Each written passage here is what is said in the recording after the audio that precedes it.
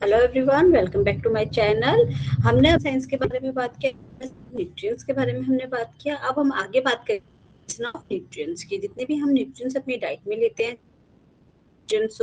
वो हमारी होता है बॉडी में डाइजेस्ट होते हैं और बॉडी से एब्जॉर्ब होते हैं। ठीक है, जो हमारे माइक्रोन्यूट्रिएंट्स हैं वो बिना डाइजेस्ट हुए हमारी बॉडी से एब्जॉर्ब यानी कि अवशोषित हो जाते हैं। तो इन सब के बारे में हमने बात करा हुआ है। अब हम नेक्स्ट टॉपिक अपना चलेंगे, डाइजेशन इन ह्यूमन बॉडी, यानी कि जो भी हमारे न्यूट्रिएंट्स हैं वो किस तरीके से हमारी डाइजेस्ट होते। तो आज जो नया टॉपिक है वो digestion in human body. Digestion का मतलब क्या होता है? सिंपल सी बात है, डाइजेशन का मतलब है जो भी हमारे खाने में बड़ी बड़ी चीजें हैं, बड़ी बड़ी मतलब थोड़ी कॉम्प्लेक्स मटेरियल है, जैसे कार्बोहाइड्रेट हो गया, पॉलीसैकेराइड्स हो गए, हमारे स्टार्च हो गए, जाते हैं वो अपने सिंपलर फॉर्म में टूट जाते हैं। ठीक है, किसमें टूटेंगे? वो अपने सिंपलर फॉर्म में टूट जाएंगे। The meaning of digestion is broken down complex food material into its simpler form because our body cannot utilize a complex form of food material। क्योंकि हमारी जो बॉडी है वो किसी भी तरीके से कॉम्प्लेक्स फॉर्म को अपनी हमारी बॉडी में एब्जॉर्ब नहीं कर सकती है। ठीक है, हमारी जो बॉडी है वो कॉम्प्लेक्स मटेरियल को एब्जॉर्ब नहीं कर सकती है। इसीलिए उसको पहले जो हमारे कॉम्प्लेक्स मटेरियल हैं उनको सिंपलर मटेरियल्स में कन्वर्ट करना होगा। जैसे कि जो पॉलीसैकेराइड्स है यानी कि जो कार्बोहाइड्रेट है, स्टार्च है, जो हमें रोटी में मिलता है या और तरह के अनाजों में मिलता है, दालों में मिलता है, तो उसे पहले हमारी बॉडी के अंदर जाकर के अपनी सबसे छोटी यूनिट ग्लूकोज में कन्वर्ट होना होगा। ठीक है, तभी वो कन्वर्ट होकर के ही हमें क्या दे सकेगा, हमें एनर्जी दे सकेगा, हमारी बॉडी में यूटिलाइज हो सकेगा। ठीक है, तो समझ में आ गया। डाइजेशन का मतलब सिंपल इतना है कि हमारी जो भी हम फूड आइटम खा रहे हैं वो फूड आइटम अपने सिंपलर फॉर्म में टूट जाए। ठीक है, जैसे कि हमने रोटी खाई, रोटी में सिंपलर हमारा क्या है, ज्यादा मात्रा उसमें स्टार्च की है, पॉलीसैकेराइड्स की है। ठीक है, तो हमने रोटी खाई, रोटी हमारे स्टमक में गई, हमारे डाइजेस्टिव सिस्टम में गई, वहां जाके वो रोटी जो थी वो उसका जो पॉलीसैकेराइड से स्टार्च था वो टूट टूट के किस में कन्वर्ट हो गया, ग्लूकोज में कन्वर्ट हो गया। क्योंकि ग्लूकोज पॉलीसैकेराइड से स्टार्च की क्या है, बेसिक यूनिट, सबसे छोटी यूनिट होती है। तो डाइजेशन का मतलब यही है कि जो भी हम खाते हैं उसका वो सब हमारा कॉम्प्लेक्स फॉर्म में होता है, उसको उसके सिंपलर फॉर्म में कन्वर्ट करना हमारा क्या है, डाइजेशन है। ठीक है, इतना समझ में आया सबको? इसके बाद जो नेक्स्ट टॉपिक है हमारा, food contents macronutrients and micronutrients, जो हमने पहले भी बात किया है लास्ट लेक्चर में कि सभी फूड आइटम्स में एक तो मैक्रोन्यूट्रिएंट्स होते हैं और माइक्रोन्यूट्रिएंट्स होते हैं। मैक्रोन्यूट्रिएंट्स हम किसको बोलते हैं? जो हमारे शरीर में ज्यादा मात्रा में चाहिए होते हैं उनको हम मैक्रोन्यूट्रिएंट्स बोलते हैं। जो थोड़ी कम मात्रा में जिन न्यूट्रिएंट्स की आवश्यकता होती है उनको हम माइक्रोन्यूट्रिएंट्स बोलते हैं। मैक्रो मतलब थोड़ी ज्यादा मात्रा में चाहने वाले न्यूट्रिएंट्स, और माइक्रो मतलब बहुत सूक्ष्म मात्रा में हमें वो न्यूट्रिएंट्स की आवश्यकता है। ठीक है, तो इसलिए इनको हमने हमारे फूड में मैक्रोन्यूट्रिएंट्स और माइक्रोन्यूट्रिएंट्स दोनों पाए जाते हैं। मैक्रोन्यूट्रिएंट्स में हमारा क्या आता है? मैक्रोन्यूट्रिएंट्स में हमारा कार्बोहाइड्रेट, प्रोटीन, फैट आता है। ठीक है, ये हमारे मैक्रोन्यूट्रिएंट्स में। माइक्रोन्यूट्रिएंट्स में हमारे विटामिन और मिनरल्स आते हैं। माइक्रोन्यूट्रिएंट्स का जो स्ट्रक्चर होता है वो कॉम्प्लेक्स स्ट्रक्चर होता है। ठीक है, कॉम्प्लेक्स मटेरियल के बने हुए होते हैं और इन्हें क्या होता है, इन्हें अपने स्मॉलर यूनिट में कन्वर्ट होने की जरूरत होती है डाइजेस्टिव सिस्टम में जाके, तभी ये हमारी बॉडी में यूटिलाइज हो सकते हैं। ठीक है, इसके विपरीत जो हमारे माइक्रोन्यूट्रिएंट्स होते हैं, मिनरल्स और विटामिन जो हमारे होते हैं, ही अपनी स्मॉल जिस फॉर्म में प्रेजेंट है फूड आइटम्स में, वो इनका स्मॉलर फॉर्म ही है, ये सबसे अपने पाए जाते हैं। इसीलिए ना आगे टूटने की जरूरत नहीं होती है, से ही हमारी बॉडी में क्या हो जाते हैं। ठीक है, तो डाइजेशन में हमें मेन यही देखना है कि जो हमारे फूड में दो तरह के न्यूट्रिएंट्स पाए जा रहे हैं, सबसे पहले वो दोनों मैक्रोन्यूट्रिएंट्स और माइक्रोन्यूट्रिएंट्स का हमारी बॉडी में, मैक्रोन्यूट्रिएंट्स तो डाइजेस्ट होगा और माइक्रोन्यूट्रिएंट्स हमारी बॉडी में बिना डाइजेस्ट ही अपने काम पे लग जाएगा। ठीक है, इन खाद्य सामग्री को उसके सरल रूप में तोड़ना है। हमारा शरीर खाद्य पोषक तत्वों के जटिल रूप में उपयोग नहीं कर सकता है। छोटी आंत से अवशोषित होकर शरीर के कोशिकाओं तक नहीं पहुंच सकता है अगर वो अपने कॉम्प्लेक्स फॉर्म में रहेगा तो। भोजन में मैक्रोन्यूट्रिएंट्स और माइक्रोन्यूट्रिएंट्स होते हैं, ठीक है। मैक्रोन्यूट्रिएंट्स में कार्बोहाइड्रेट, प्रोटीन, वसा आता है, जटिल सामग्री है और छोटी इकाइयों से मिलकर के बने हुए होते हैं। कौन? हमारे मैक्रोन्यूट्रिएंट्स, ठीक है। दूसरा है पोषक, सूक्ष्म पोषक तत्व है हमारा, पहले से ही छोटी इकाई में होते हैं, आगे टूटने की जरूरत इनको नहीं होती है, ठीक है। अगर हम देखें तो हमारा ग्लूकोज है, आप ये देख रहे हैं जो ग्लूकोज है, ये जो हमारी मोतियों के दाने जैसी एक माला आपको दिखाई देती है, इसमें जो ये मोती का दाना है, ठीक है, ये क्या है? जो एक एक मोती आपको दिखाई दे रहे हैं, ये मोती क्या है? हमारे ग्लूकोज यूनिट है। और इतने सारे मोती ने मिलकर के क्या है? एक सर्किल चेन बना दी है, ठीक है।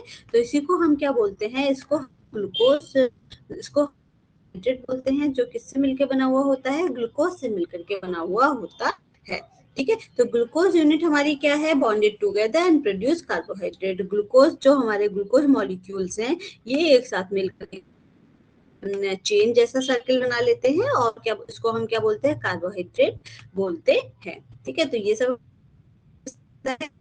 कार्बोहाइड्रेट हमारा ग्लूकोज से बनता है। तो ये सब आप देखोगे कार्बोहाइड्रेट के अलग अलग रूप हैं, ठीक है।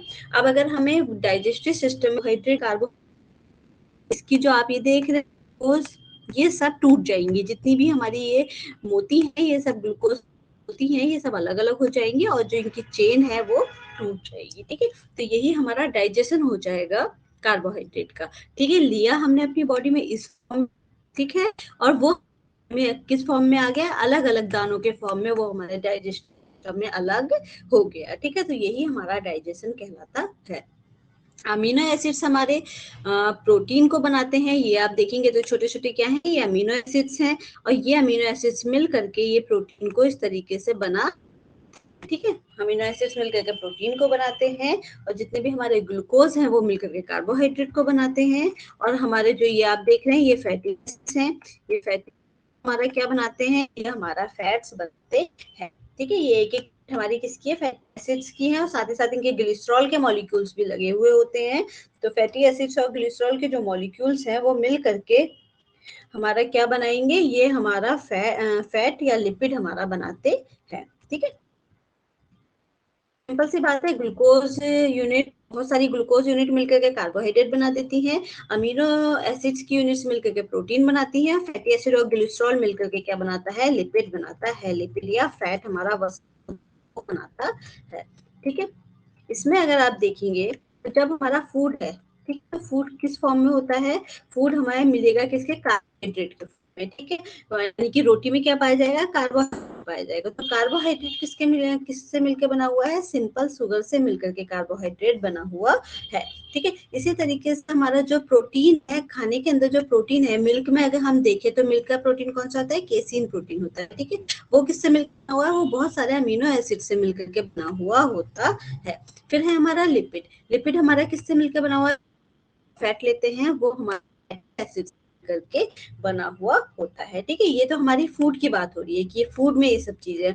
अब जब हमने इन्हें अपनी बॉडी में खाया, ठीक है, जब हमने इन्हें अपनी बॉडी में लिया तो ये हो जाएगा डाइजेस्टिव सिस्टम में जाकर शुगर में, यानी कि कार्बोहाइड्रेट जिससे बना हुआ है, वापस वो हमारे डाइजेस्टिव सिस्टम में उसी न्यूट्रिएंट्स में कन्वर्ट हो जाएगा, अपने फॉर्म में वो आ जाएगा, ठीक है। शुगर में कन्वर्ट हो जाएगा कार्बोहाइड्रेट हमारा, प्रोटीन हमारा अमीनो एसिड्स में कन्वर्ट हो जाएगा बॉडी के अंदर, डाइजेस्टिव सिस्टम के अंदर, और फैटी एसिड्स हमारा, जो हमारा सॉरी लिपिड है, वो हमारा वापस फैटी एसिड्स और ग्लिसरॉल में कन्वर्ट हो जाएगा, ठीक है। टूट करके ये अपने लघुत्तम रूप में आ जाएंगे हमारे शरीर के अंदर, ठीक है, डाइजेस्टिव सिस्टम में। इसी को हम क्या बोलते हैं? इसी को हम पाचन बोलते हैं, ठीक है। डाइजेशन ऑफ न्यूट्रिएंट्स में क्या है? भोजन को मुख से ग्रहण करने के बाद, मतलब हम मुख से लेते हैं, अपने माउथ में लेते हैं, और करने के बाद वो कहाँ जाता है? हमारे ईसोफेगस में जाता है, ठीक है, ईसोफेगस में जाता है, वहां आमाशय यानी कि स्टमक में जाता है, और वहां से वो हमारी छोटी आंत, जो हमारी स्मॉल इंटेस्टाइन तक जाता है। मुख से लेकर छोटी आंत तक होने वाले भोजन में परिवर्तन को पाचन बोलते हैं। जो भी परिवर्तन, हमने मुंह में रोटी खाई और वो टूटते टूटते हमारे जो छोटी आते हैं वहां पे जाकर के वो क्या हो गई? ग्लूकोज में कन्वर्ट हो गई, तो उसको हम क्या बोलेंगे? उसी को हम पाचन बोलेंगे, भोजन में कार्बो, प्रोटीन और वसा पाया जाता है। मुख से लेकर छोटी आंत तक यही कार्बोहाइड्रेट जो हमारा है वो ग्लूकोज में, प्रोटीन अमीनो एसिड्स में और वसा फैटी एसिड्स और ग्लिसरॉल में बदल जाता है। पाचन से तात्पर्य भोजन का अपने लघुत्तम रूप में टूटने से है। छोटी आंत से टूट के भोजन अवशोषित हो रक्त वाहिनियों में चले जाते हैं और रक्त वाहिनियों के द्वारा सभी कोशिकाओं तक पहुंच जाते हैं। कि हमने तो जो भी खाया था वो हमारे पाचन कहाँ आ गया, पाचन होकर के वो हमारे अपने लघुत्तम रूप में आ गया। अब लघुत्तम रूप में आने के बाद वो अपने सबसे छोटे रूप में आया है, सबसे छोटी यूनिट में आ गया है। वहां से वो स्मॉल अवशोषित होके कहाँ चला जाएगा, एब्जॉर्ब होके वो अपनी सभी ब्लड वेसल्स में, जो हमारी बॉडी की ब्लड वेसल्स हैं उनके थ्रू, जो हमारी रक्त नलिकाएं हैं उनके थ्रू वो सभी कोशिकाओं तक पहुंच जाएगा। ठीक है। पोषक तत्वों के पाचन के लिए दो मुख्य कारक होते हैं। एक उस पोषक तत्व लिए पाए जाने वाले एंजाइम होना चाहिए, दूसरा उस एंजाइम को काम करने के लिए सही पीएच मीडियम होना चाहिए। मतलब कि अगर मैं जो भी खा रही हूँ, माना मैंने कार्बोहाइड्रेट खाया है, तो ये बहुत जरूरी है कि मेरी बॉडी में कार्बोहाइड्रेट को डाइजेस्ट करने के लिए उसका एंजाइम होना चाहिए। यानी कि कार्बोहाइड्रेट को डाइजेस्ट करने के लिए हमारा एमाइलेज पाया जाता है बॉडी में एंजाइम, तो उसका होना हमारी बॉडी में बहुत जरूरी है। और साथ ही साथ हर एंजाइम अपने एक स्पेसिफिक पीएच में काम करता है। ठीक है, स्पेसिफिक पीएच मीडियम में वो काम करता है। ये मीडियम होना भी बॉडी में वो जरूरी है, तभी वो एंजाइम जो है काम कर पाएगा। ठीक है। कुछ एंजाइम सिर्फ एल्कलाइन माध्यम में, यानी कि एल्कलाइन पीएच में ही काम कर सकते हैं, और कुछ जो है वो सिर्फ एसिडिक पीएच में ही काम कर। एसिडिक मीडियम होगा बॉडी के पार्ट्स में, बॉडी ऑर्गन्स में, वो एंजाइम काम कर पाएंगे। या फिर जो जिन एंजाइम्स को एल्कलाइन मीडियम चाहिए, अगर बॉडी मीडियम होगा तभी वो काम कर। जैसे कि अगर हम देखें तो हमारा क्या है, ये हमारा जो होते हैं, देखा होगा अगर हम बात करें पीएच में, अगर हम देखें तो अगर नींबू की बात करें तो नींबू में हमारा पीएच 2 होता है। ठीक है, पीएच 2 होता है, यानी कि वो इतना खट्टा होता है, और एसिटिक एसिड जो उसमें एसिड पाया जाता है, स्कॉर्बिक एसिड जो पाया जाता है आ, वो हमारा नींबू में पाया जाता है, नींबू और विनेगर में। यानी कि आप इतना नीचे जाते जाओगे वो आइटम एसिडिक होता जाएगा। ठीक है, यानी कि जितना कम होगा उतना ही वो क्या होगा, एसिडिक होगा। ठीक है, जैसे हमारा बटरी एसिड, हाइड्रोक्लोरिक एसिड होता है, उनका पीएच हमारा 0 होता है। ठीक है, HCl का पीएच हमारा 0 होता है। ठीक है, लेमन हमारे पाए जाते हैं, उनका पीएच हमारा 2 होता है। यानी कि ये उतने ही एसिडिक मीडियम के है, इनमें इतना ही ज्यादा एसिड पाया जाता है। जैसे आप देखोगे हम लोग का जब हम खाना खाते हैं तो हमारे स्टमक में एसिडिटी हो जाती है, तो वो एसिडिटी क्या है, वो यही एसिडिटी है कि इसका जो एसिड है स्टमक का वो बढ़ जाता है। ठीक है, और ज्यादा नीचे जाता है, बढ़ता नहीं है सॉरी, और नीचे चले जाता है, उसमें एसिडिटी ज्यादा हो जाती है, और उसका जो एसिडिक मीडियम है वो ज्यादा हो जाता है, और अल्कलाइन मीडियम कम हो जाता है। इसीलिए हम क्या करते हैं, हम इनो ले लेते हैं। इनो क्या होता है, इनो हमारा बेस होता है, यानी कि अल्कलाइन मीडियम होता है हमारा।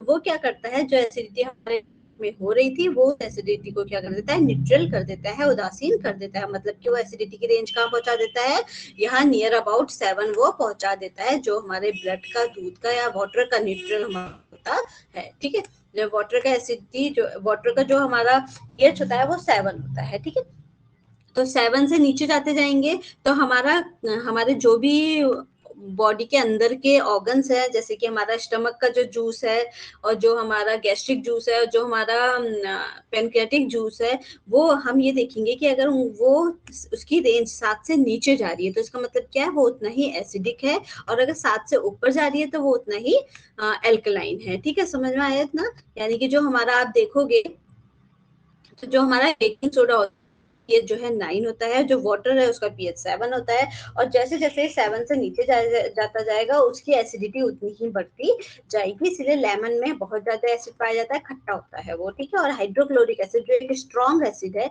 उसका पीएच हमारा सिर्फ 0 होता है। ठीक है, तो हमारी जो न्यूट्रल की रेंज है वो हमारी 7 है, जो हमारा वाटर या भी देख सकते हैं, ब्लड की भी जो होती है हमारी रेंज 7.4 होती है। ठीक है, स्टमक की भी हमारी अपनी अलग रेंज होती है। तो यही क्या है, ये है ब्लड, अगर ब्लड में एसिडिटी बढ़ गई तो वो हमें नुकसान करेगा, यानी कि ब्लड का जो पीएच है वो नीचे चला जाता है, तो हमारी बॉडी के लिए हार्मफुल होता है। ठीक है, तो यही क्या है, एसिडिटी हमें देखनी पड़ेगी हर उसके लिए, हर हर बॉडी के लिए, हर एंजाइम्स के लिए एक पर्टिकुलर पीएच इन्वायरमेंट चाहिए, उसे वो पीएच इन्वायरमेंट मिलेगा तभी वो काम कर पाएगा। जैसे कि हमारा जो प्रोटीन वाला है, हमारा प्रोटीन एंजाइम जो है वो तभी काम कर सकता है जब उसे स्टमक मिलेगा, हाइड्रोक्लोरिक एसिड मिलेगा, यानी कि उसका जो पीएच होगा, पीएच उसका 0 होगा, नहीं तो वो काम ही नहीं कर सकता। तो एंजाइम्स के लिए ये बहुत इम्पोर्टेंट, उसे जो है पीएच, जो पीएच मीडियम है उसे मिलना, सही पीएच मीडियम उसके अकॉर्डिंग उसको मिलना चाहिए। ठीक है, तो 7 से अगर हम नीचे जाएंगे तो हमारा जो भी चीज है वो हमारी एसिडिक होगी, और अगर 7 से ऊपर जाएंगे, रेंज उसकी 7 से ऊपर जा रही है, तो वो क्या होगी, एल्कलाइन या बेस होगी, और 7 पे न्यूट्रल होगा, ना तो एल्कलाइन होगा ना ही वो बेस होगा, जो हमारा वाटर होता है या हमारा ब्लड होता है। ठीक है, तो पीएच का एक सिंपल सा इंट्रोडक्शन था।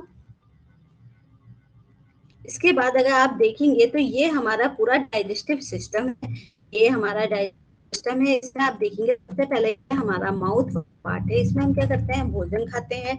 ठीक है, माउथ भोजन को चबाते हैं, इसमें हमारी टंग होती है, टीथ्स होती हैं, स्लाइवरी ग्लैंड्स होती हैं। फिर जब हम चबा करके उसे थोड़ा मिक्स करके हम खाने को कहाँ भेजते हैं, यहाँ से ये हमारी इसोफेजिस, स्टमक में हमारी जाती है। तो है, ठीक है, माउथ के बाद खाना कहाँ जाएगा, हमारा स्टमक में जाता है, इस एरिया को हम स्टमक एरिया, ठीक है, स्टमक एरिया में कुछ देर खाना है, यहाँ उसका पाचन होता है। उसके बाद ये स्टमक से खाना निकल करके कहाँ जाता है, ये जो यहाँ जाता है, कुछ टाइम यहाँ खाना अपना पूरा, यहाँ उसका खाने का पूरा डाइजेशन हो जाता है।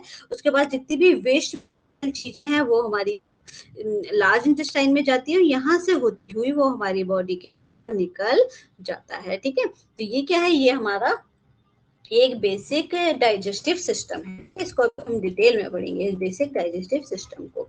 इसके बाद हम नेक्स्ट, सबसे पहले अगर हम बात करें तो हमारा डाइजेशन इन माउथ। ठीक है, डाइजेशन इन माउथ में क्या है, जो हमारे माउथ में, मुंह के अंदर जो डाइजेशन होता है, जैसे हम खाना अपने मुंह के अंदर लेते हैं तो वहां से ही हमारा डाइजेशन स्टार्ट हो जाता है, जिसमें दो तरह का डाइजेशन है, एक है मैकेनिकल और एक है केमिकल। ठीक है, मुंह के अंदर दो तरीके का डाइजेशन होता है, हमारी जो मुख गुआ है, मुख है, माउथ है, उसके अंदर दो तरह का डाइजेशन हमारा होता है। इसमें सबसे पहला जो मैकेनिकल डाइजेशन है वो है हमारा टीथ के और टंग के द्वारा। ठीक है, यानी कि किसके द्वारा होता है, टीथ और टंग के द्वारा होता है। जो हम अपने मुंह में खाना लेते हैं, खाने को हम च्यूई करते हैं। ठीक है, टंग से हम खाने को इधर से उधर, एक जगह से दूसरी जगह लेके जाते हैं। तो पहला मैकेनिकल ये हो गया, इसमें हम खाने को चबाते हैं, टेस्ट को परसीव करते हैं। ठीक है, फिर हम जो खाना है उसको हम सब डिवीजन में रखते हैं। ठीक है, छोटे छोटे पार्ट में हम अपने मुंह में ही उसको तोड़ लेते हैं। हमारा गले के और जो हमारी ईसोफेगस है उसमें चला जाता है, साथ ही साथ हम उसे लुब्रिकेट भी करते हैं, मतलब उसे चिपचिपा बना देता है जो हमारा सलाइवा होता है। तो वो क्या होता है, हमारे जो ईसोफेगस है उसमें आराम से नीचे चला जाता है। ठीक है, तो ये हमारा मैकेनिकल है। मैकेनिकल में जो हमारा, हमने रोटी खाई है, रोटी को छोटे छोटे टुकड़ों में जब हम मुंह के अंदर तोड़ रहे हैं, उसे चबा रहे हैं, तो हमारा मैकेनिकल डाइजेशन हो गया। ठीक है, तो केमिकल में क्या होता है, केमिकल में जो भी हमने रोटी खाई है, जो भी हमने खाना खाया है, उसके उसके साथ क्या मिल जाता है, हमारी सलाइवा मिल जाती है। ठीक है, सलाइवा क्या होती है, जो हमारी लार होती है, लार होती है हमारे मुंह में, सलाइवा होती है, वो कहाँ से सीक्रेट होती है, वो हमारे सलाइवरी ग्लैंड्स होते हैं मुंह के अंदर, उससे सीक्रेट होती है। ठीक है, उससे निकलती है, सीक्रेट होती है उससे। तो सीक्रेट होकर के वो क्या करती है, हमारा सलाइवा जो खाने के साथ मिक्स हो जाता है, जब हम उसे चबाते हैं तो वो और भी ज्यादा उसके अंदर अच्छे से मिक्स होता है, जाता है। इसीलिए बोलते हैं खाने को कम से कम 32 टाइम्स एक बार एक बाइट को हमें च्यूई करना चाहिए। ठीक है, जो कि मुझे तो लगता है प्रैक्टिकली पॉसिबल नहीं है, लेकिन ऐसा बोला जाता है। ठीक है, तो हमारा जो सलाइवा है, सलाइवा क्या करता है, जो हमारा कार्बोहाइड्रेट वाला पार्ट है खाने का, ठीक है, जो कुक्ड स्टार्च है या कार्बोहाइड्रेट वाला पार्ट है खाने का, उसको वो डेक्स्ट्रिन में और माल्टोज में तोड़ देती है सलाइवा। क्यों, क्योंकि सलाइवा पाया जाता है एक एमाइलेज, सलाइवा के अंदर क्या पाया जा रहा है, एमाइलेज एंजाइम पाया जाता है। ठीक है, तो जो हमने मुंह में पहले खाने को चबा के छोटे छोटे पार्ट में उसको डिवाइड किया, उसके बाद हमने ये देखा जो हमारा कार्बोहाइड्रेट है, जो हमने खाना खाया है उसके अंदर जो कार्बोहाइड्रेट और कुक्ड स्टार्च वाला पार्ट है वो क्या किसमें कन्वर्ट हो जाएगा, डेक्स्ट्रिन या और माल्टोज में कन्वर्ट हो जाएगा, क्योंकि हमारा जो मुंह में स्लाइवा है, स्लाइवा के अंदर एक स्पेशल एंजाइम पाया जाता है जिसको हम एमाइलेज है। एमाइलेज सिर्फ कार्बोहाइड्रेट वाले पार्ट पे ही एक्ट करता है, ये प्रोटीन या फैट वाले पार्ट पे एक्ट नहीं करता है। प्रोटीन और फैट का अभी कोई डाइजेशन नहीं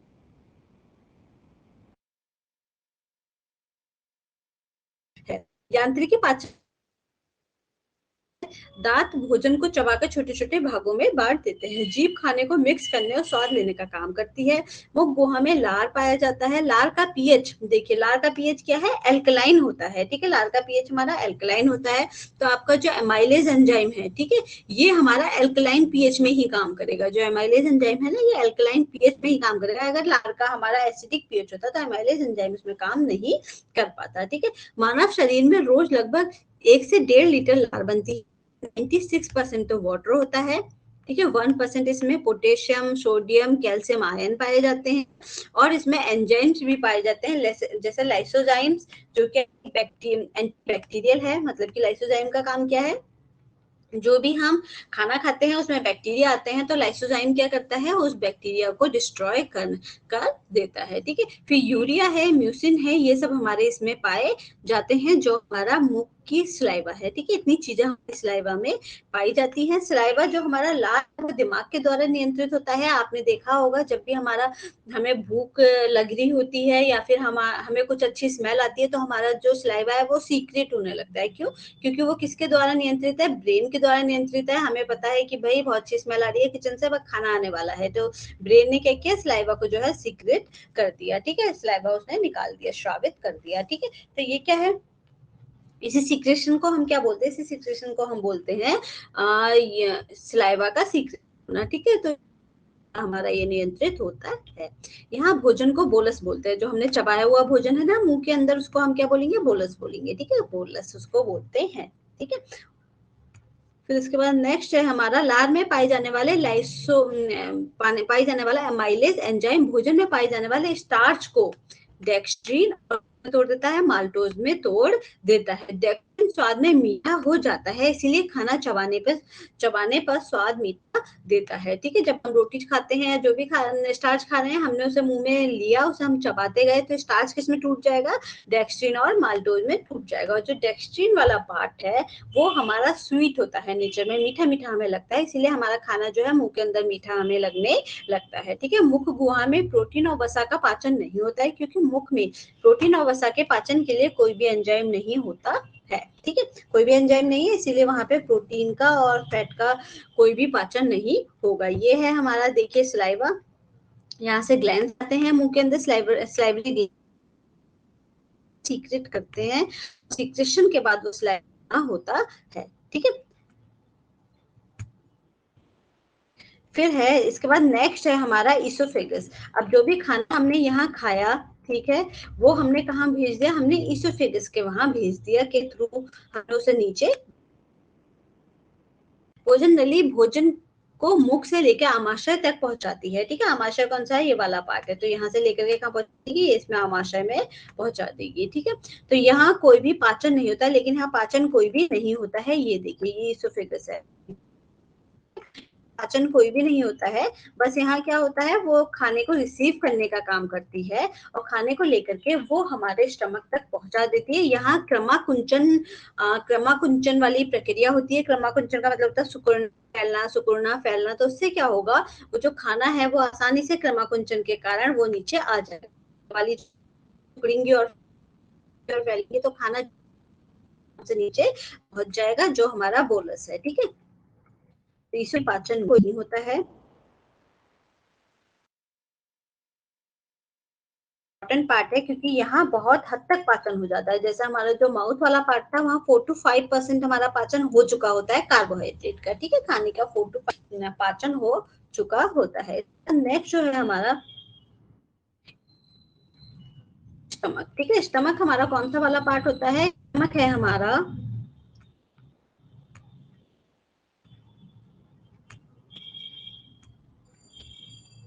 स्टमक, ये देखो देखने में स्टमक ऐसा लगता है, ठीक है, अंदर से। इसके अलावा वो पार्ट कौन सा है, ये वाला पार्ट, ठीक है, ये वाला जो पार्ट है ये स्टमक है। कहाँ से आया खाना, इसके थ्रू अब हमारा किस में आ गया है, स्टमक। कहाँ पे हमारा खाना पहुंच गया है, पहले मुंह में था, मुंह में हमने उसको चबाया, थोड़ा छोटा छोटा किया, उसका जो स्टार्च था वो एमाइलेज एंजाइम के थ्रू टूट गया, किसमें, हमारे माल्टोज और डेक्स्ट्रीन में, या फिर आइसोमाल्टेज में रहता है। माल्टोज और आइसोमाल्टेज में ज्यादा अंतर नहीं है, एक ही जैसे होते हैं दोनों, ठीक है।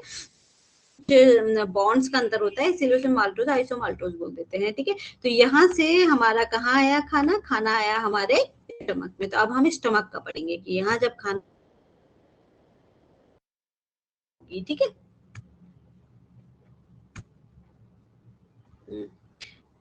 तो अब स्टमक में जब हमारा खाना है, तो सबसे पहले जो स्टमक है, स्टमक में एक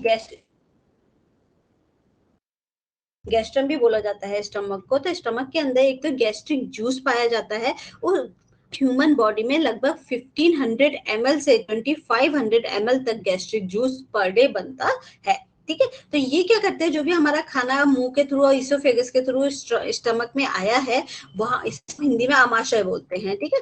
जो स्टमक में आया है, स्टमक में जाकर के फूड हमारा गैस्ट्रिक जूस के साथ मिक्स हो जाता है, ठीक है। Gastric juice contain hydrochloric acid. अब गैस्ट्रिक जूस में क्या पाया जाता है, गैस्ट्रिक जूस में हाइड्रोक्लोरिक HCl जिसको हम बोलते हैं वो पाया जाता है। स्टमक की ऑक्सेंटिक सेल्स होती है, ठीक है, उनसे सीक्रेट होता है, क्योंकि कई बार पीजीटी के एग्जाम में आ जाता है कि वो जो हमारा HCl है वो कौन सी सेल से हमारा सीक्रेट हो रहा है, किससे होता है, हमारा ऑक्सेंटिक सेल से, जो स्टमक के अंदर पाई जाती है, होता है स्टमक की दीवार में पाई जाती है, ठीक है। इसके साथ साथ स्टमक में और क्या क्या पाया जाता है, हमारा एंजाइम्स पाया जाता है और वाटर पाया जाता है, ठीक है। हाइड्रोक्लोरिक का काम क्या होता है, जो भी माइक्रो ऑर्गेनिज्म हमारे खाने में गलती से लाइसोजाइम के बाद भी बच गए हैं, पहले तो लाइसोजाइम्स ने मुंह में उनको माइक्रो ऑर्गेनिज्म को खत्म करने की कोशिश की, लेकिन वो जब उस वहां से भी बच गए हैं, तो वो हाइड्रोक्लोरिक एसिड जो बैठा है, ये उसको बचे खुचे माइक्रो ऑर्गेनिज्म को, जो हार्मफुल बैक्टीरिया माइक्रोब्स हमारे खाने में आ गए हैं, वो उसको खत्म कर देंगे, ठीक है।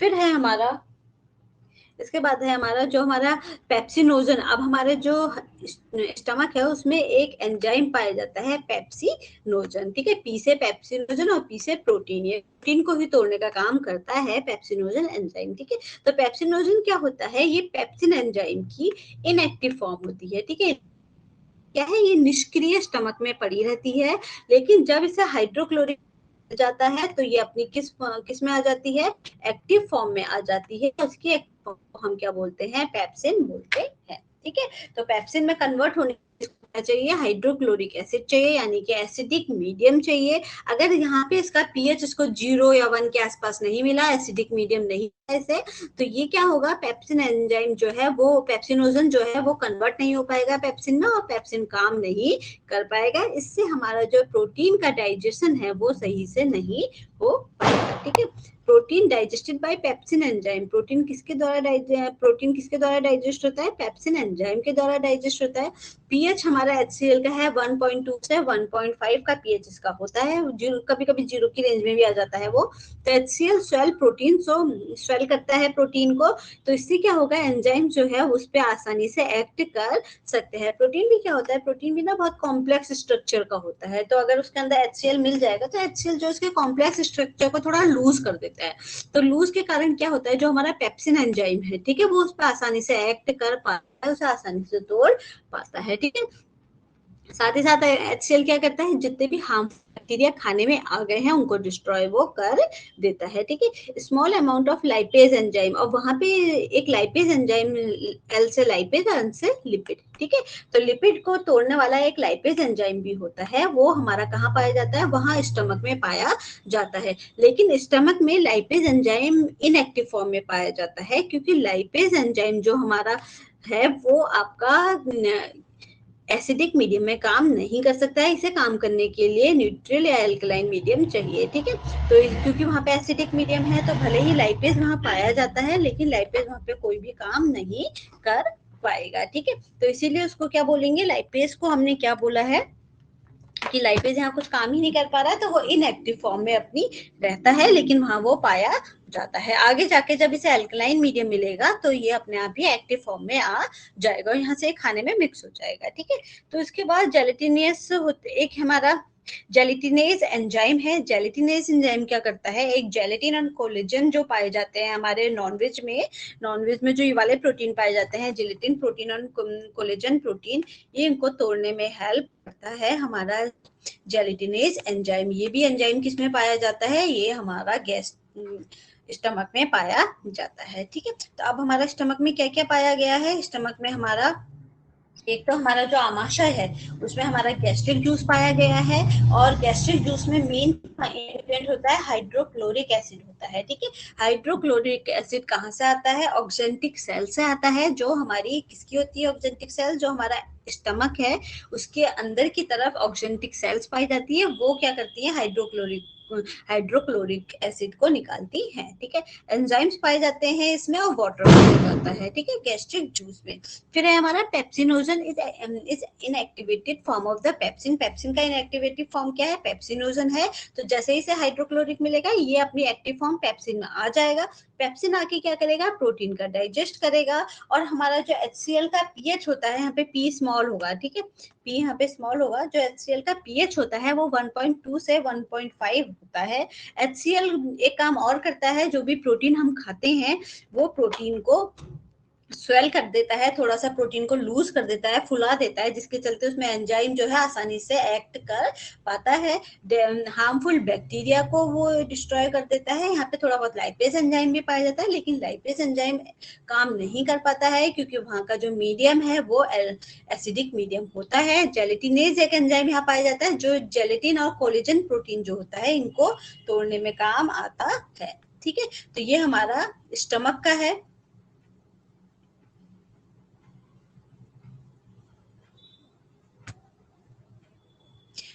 फिर हमारा नेक्स्ट, इसी को हमने हिंदी में लिखा हुआ है जो अभी हमने इंग्लिश में पढ़ा।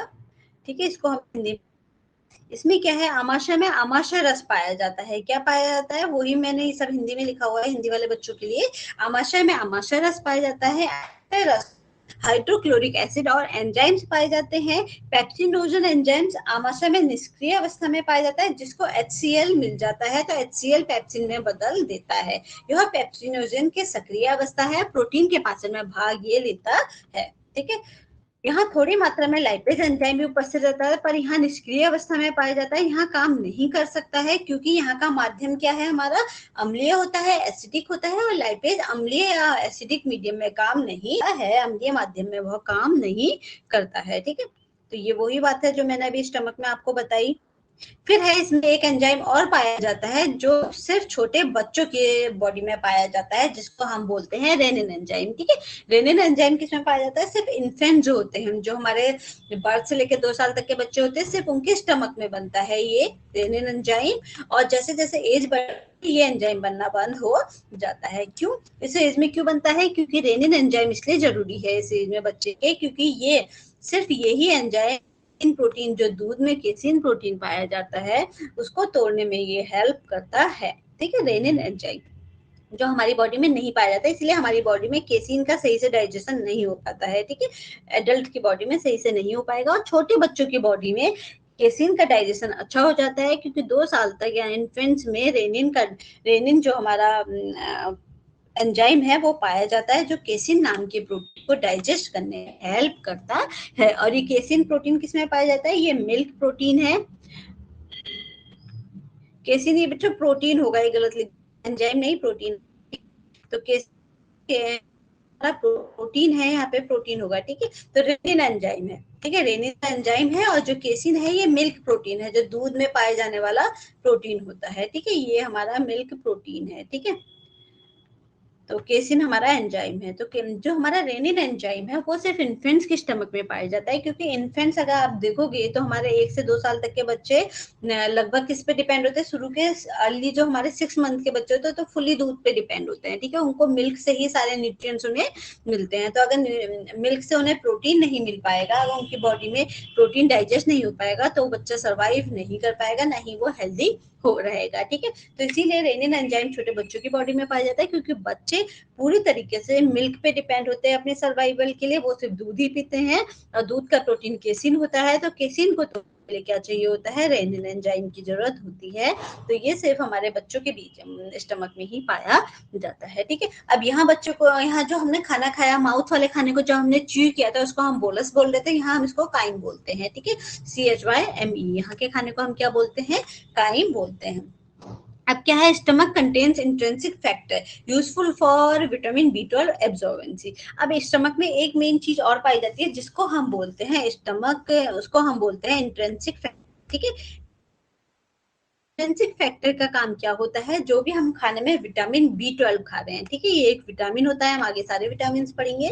तो ये विटामिन B12 जब हम खाने में खाते हैं, तो ये अगर इसको, ये इंट्रिंसिक फैक्टर स्टमक से हमारी बॉडी में एब्जॉर्ब नहीं हो पाएगा, और इसके बहुत इंपॉर्टेंट रोल होते हैं, इसकी कमी, इसको अगर हम नहीं लेंगे विटामिन B12 को, तो एनीमिया हो सकता है, बहुत सारी प्रॉब्लम इससे आ सकती हैं, ठीक है। तो स्टमक में एक इंट्रिंसिक फैक्टर आता है, ये इंट्रिंसिक फैक्टर खाने के साथ मिक्स हो जाता है, और जो विटामिन B12 है उसकी एब्जॉर्बेंसी में हेल्प करता है। जब स्मॉल इंटेस्टाइन में जाकर के जब सारे न्यूट्रिएंट्स टूट जाते हैं और वो बड़ी आंत से एब्जॉर्ब होता है, तो विटामिन B12 को एब्जॉर्ब करने में ये हेल्प करता है, ठीक है।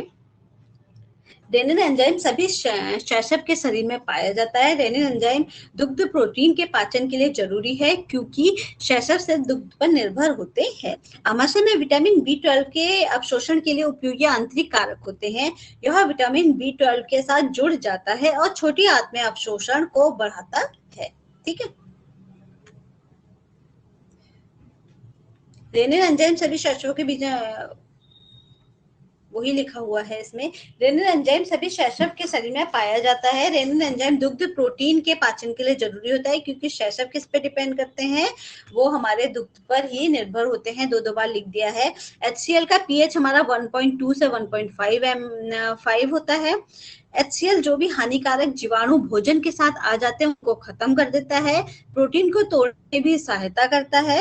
और यहाँ कार्बोज प्रोटीन को तोड़ने में कैसे सहायता कर रहा था, HCl स्वेल कर दे रहा था, ठीक है, उसको थोड़ा सॉफ्ट कर दे रहा था एक तरीके से। तो इसके चलते क्या होता है, उसमें जो एंजाइम्स हैं वो अच्छे से एक्ट कर पाते थे। यहाँ कार्बोज और वसा का कोई पाचन नहीं होता है। क्यों नहीं होगा, सिंपल सी बात है, क्योंकि कार्बोज के लिए तो कोई भी एंजाइम यहाँ पाया ही नहीं जाता है। जो हमारी कार्बोहाइड्रेट है उसको डाइजेस्ट करने के लिए कोई एंजाइम नहीं पाया जाता है।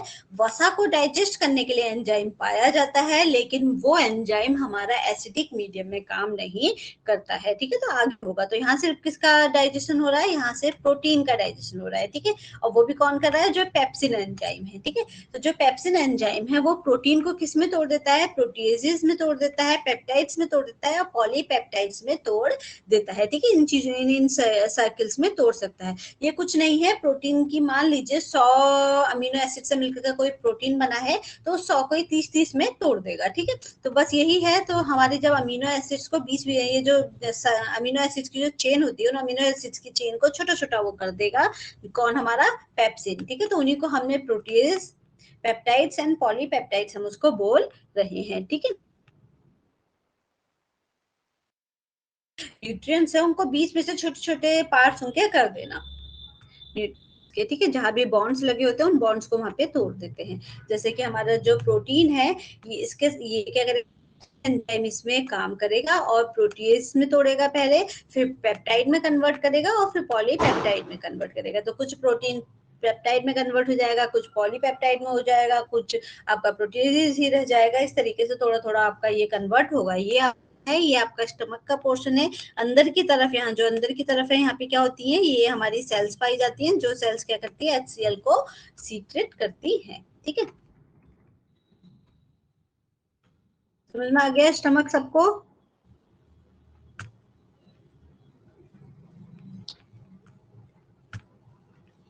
स्टमक सबको समझ में आया? चलो आज के लिए इतना काफी है। अब हम कल इसका आगे के जो बॉडी पार्ट्स हैं जो हमारे डाइजेस्टिव सिस्टम में हेल्प करते हैं, हम इनको पढ़ेंगे, ठीक है। और आप में से जिसको भी समझ नहीं आया है, उससे क्वेश्चन पूछ सकते हैं। जो कमियां, जो भी आपके डाउट्स हैं, जो भी आप डाउट क्लियर करना चाहते हैं, आपसे पूछ सकते हैं। चलिए, ओके, बाय एवरीवन।